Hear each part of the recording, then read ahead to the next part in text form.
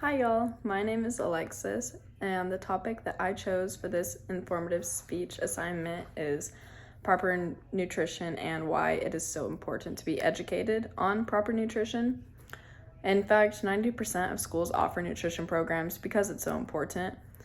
And I am going to talk about this not only from personal experience, but just from things that I've learned from self-help books and from classes in high school. So the three topics that I am going to touch on are why it is so important for each person's specific body and mind, our long-term benefits, and the increased energy and mood levels that come along with a proper diet. So along with my first point, my favorite topic to point out is how social media affects the decisions we make. And to give a great idea, in this Healthline article that I just read, she made a good point that when scrolling on Pinterest, social media, any social media in general, so Facebook, Instagram, sometimes even like tapping through Snapchat, you'll see a post of like a really nice salad or a smoothie, and after seeing it, immediately you want to go put those like items on your grocery list, and it just like encourages you to go make those things. And when people post stuff like that, a lot of people like don't know who their audience is, and you don't like, everyone's different, and so it's just very important to be educated on what food works for your body type and what you should be eating for your specific like body's needs. For example, like what your friend eats isn't going to be the same thing that you need to eat. So that's why it's so important to be educated on proper nutrition and what type of diet you should have. And along with like everyone's bodies being different, it's just so like you just need to be so cautious of what you consume from social media. Sarah from this same article also says, she uses this quote: "As someone 4 years recovered from an eating disorder, I still feel pressure sometimes from the fitness industry on Instagram." So that just proves my point. Social media also portrays it to be cool to be healthy because it does result in a longer, happier life. And this leads into my second main point. So living a life full of great health is a quality like many achieve to have, as I do myself. And I know a lot of people in my life want to have like a life full of health, like great health. So with that being said, not many individuals actually do prioritize their health, and you'll notice that if you pay attention to the people that you surround yourself with. Not many people prioritize like the foods they consume, the sleep that they're getting, how much water they're drinking, their caffeine intake, just things like that. And something that I saw in medical news today is that the most common health threats used to be deficiencies like vitamin D, vitamin C,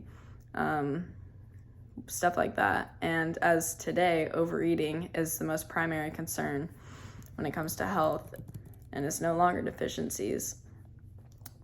So a well-balanced diet doesn't only benefit your current health, but your future as well, of course. And another thing that I pulled from medical news today is a diet rich in whole grains can add up to 1 decade to a person's life if they start eating for longevity early enough. So that was straight from medical news. And then I just want to include some foods that I like have found from doing research that are proven to like give you a longer life. And a couple of them are beans, peas, soybeans, and peanuts. And then a couple things that I have found negatively affect your life expectancy are red meats and processed meats, of course. And then I also want to discuss a current benefit to nourishing the body.